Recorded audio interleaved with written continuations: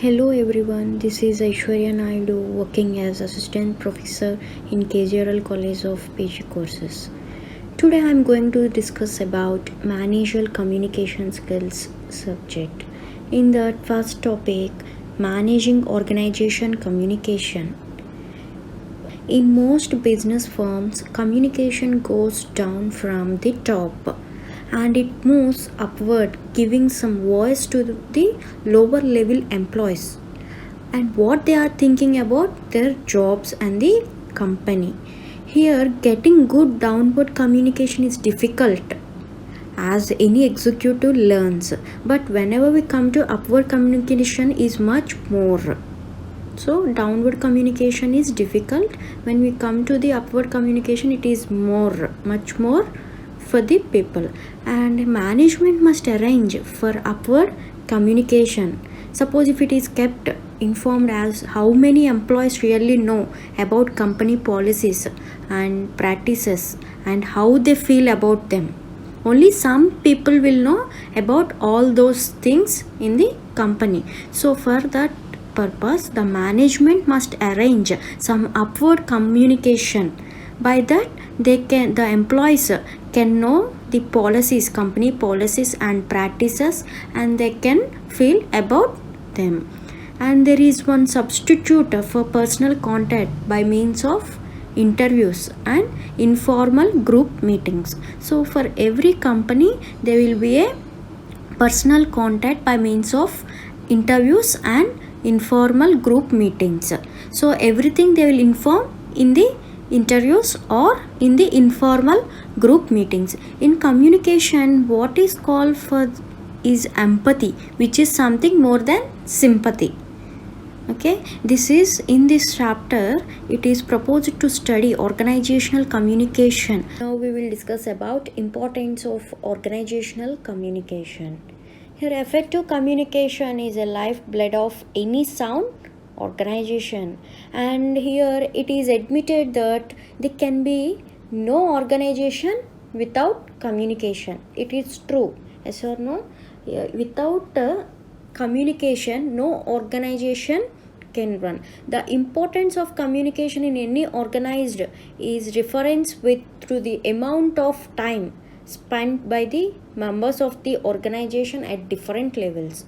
So the communication is dependent on the amount of time spent by the members who is working in the organization. So when you are communicating, we will take some time for the purpose of discussing about the company matters or organization matters with the different levels. So for that purpose, communication is a amount of time spent by the members in the organization at different levels. So for that they have called as lifeblood of any sound organization. According to some studies, oral communication accounts at least 80% of the executive's time of the working day. Is there no? Means 80% of the executive's time is spending with the communication. And according to Lee and Lee, about 75% of the day is spent in communicating, with 3/4 of that time devoted to face-to-face engagements. So here 80% of communication is a oral communication, and 75% of the day is spent with communicating, with 3/4 of time to face. So 80% is discussing with oral communication, and 75% of the day is discussing 3/4 of the time with face-to-face engagements. And in many cases, oral and written media are complementary and in the total communication load. And public relations officers usually spend more time in active contact with the different groups of public. Therefore, all organizations, irrespective of type, spend a large amount of time in communications.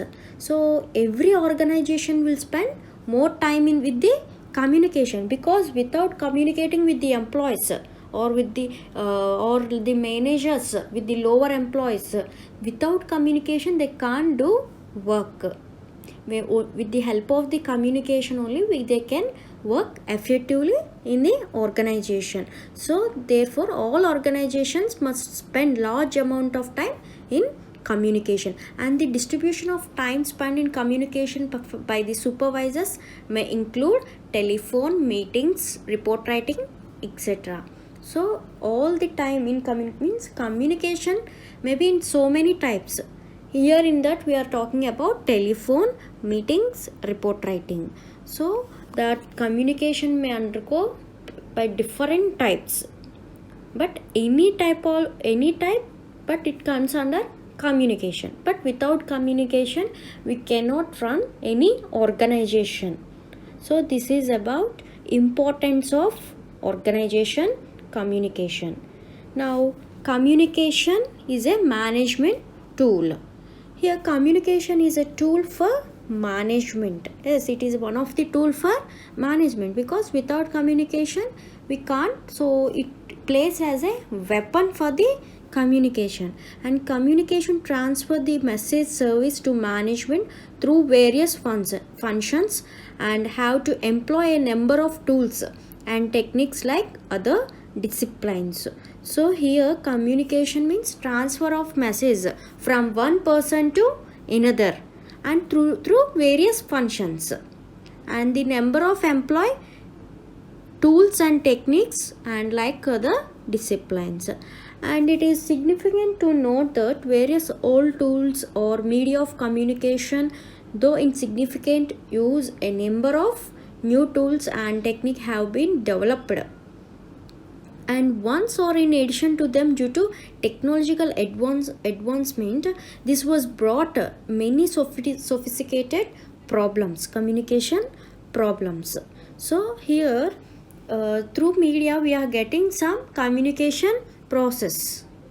So alternative media for transformation of messages are available. So they are creating some new techniques or tools for communicating easily communicating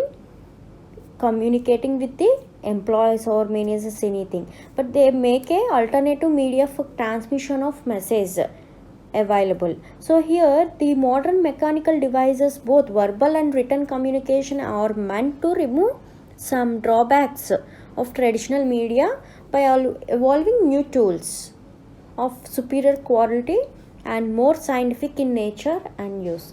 So here nowadays the modern mechanical devices are deleting the old techniques, and they are developing the new techniques.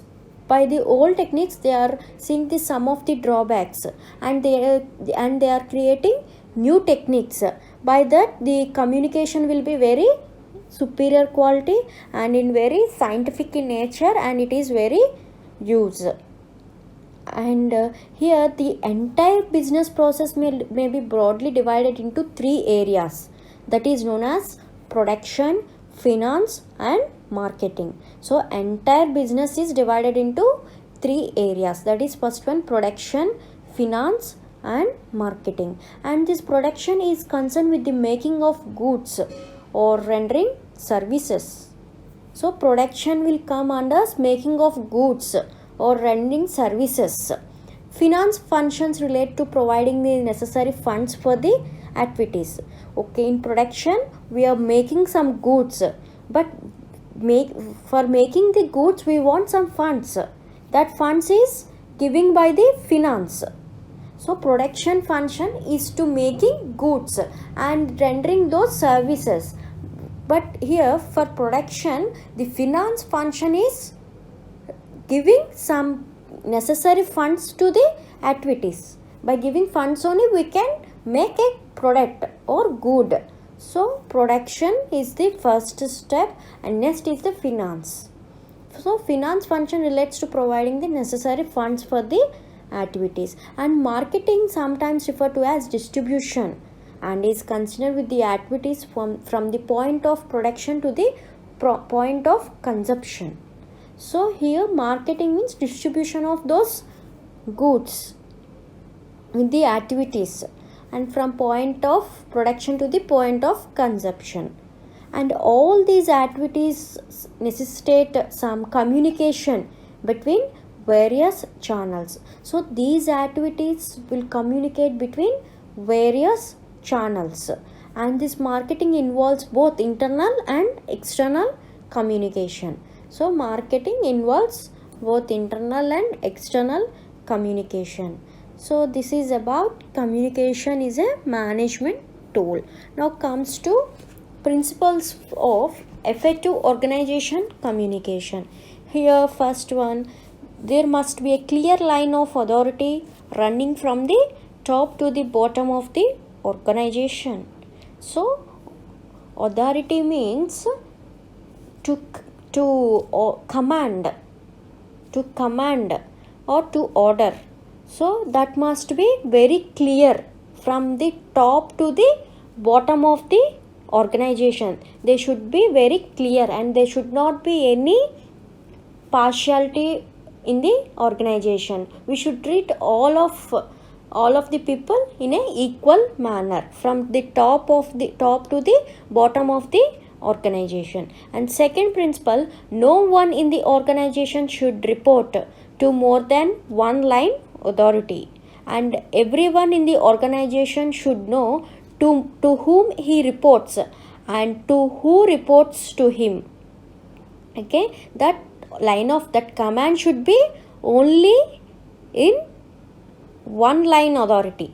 It should not be more than one line authority. So everyone in the organization should know to whom he reports.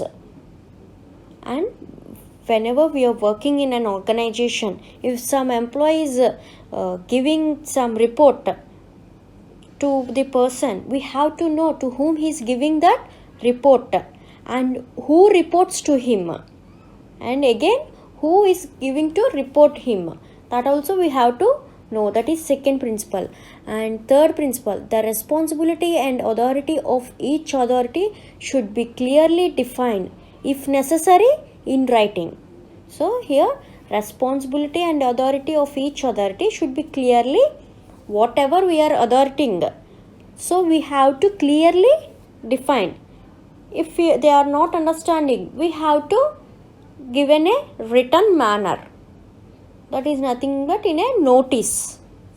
So we have to, if they are not understanding by the mouth, so we have to use writing, in writing manner, and we have to explain them in a clear manner, so they can do that work in an effective manner. And fourth principle, responsibility should always be coupled with corresponding authority. So responsibility always should be coupled with corresponding authority.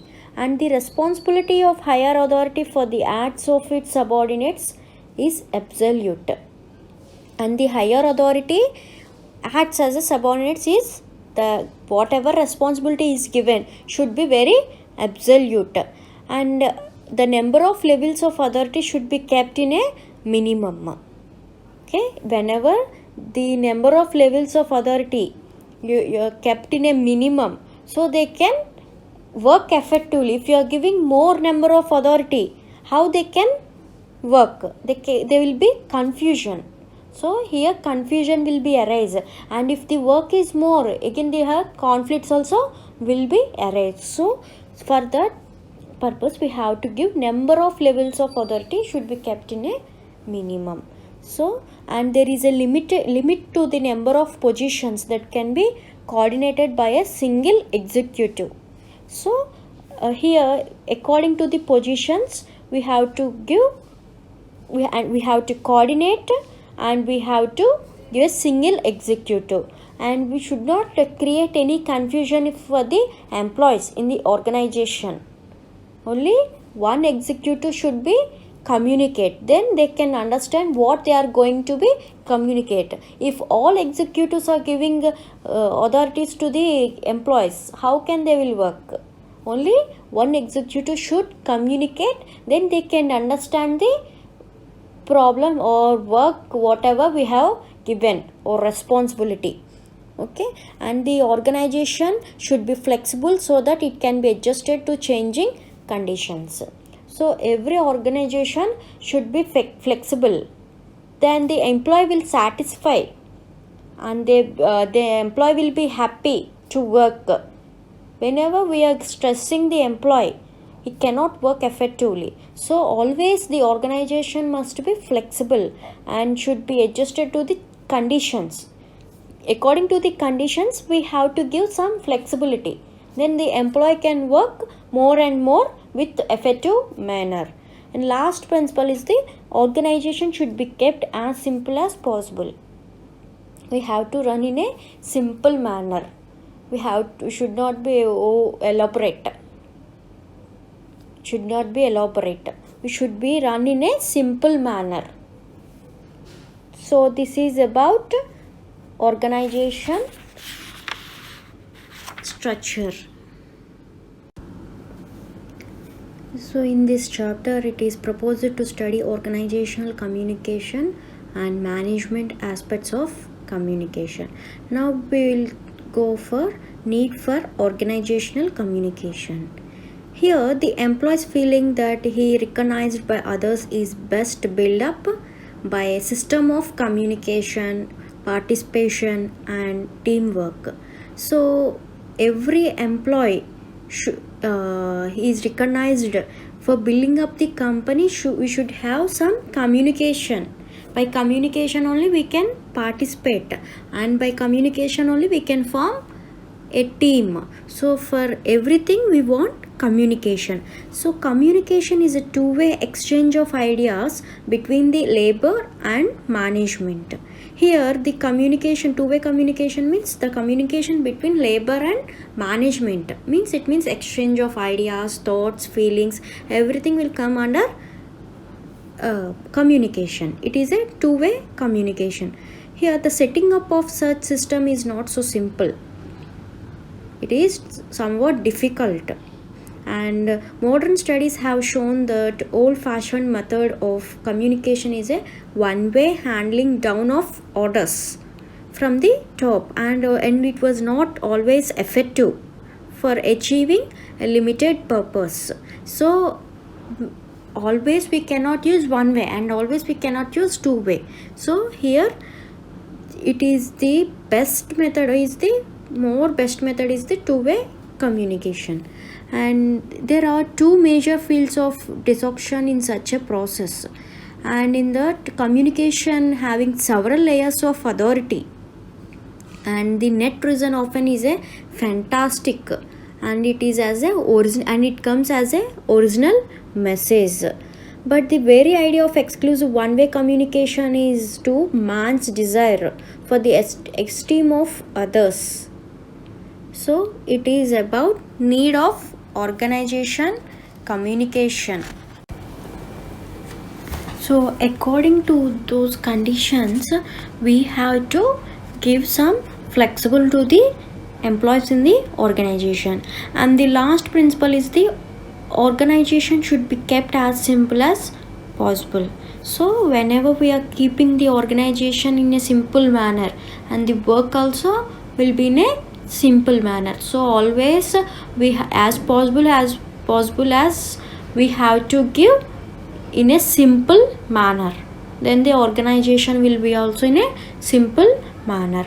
So this is about organization principles. So today we have discussed about managerial communication skills, organization communication. Thank you.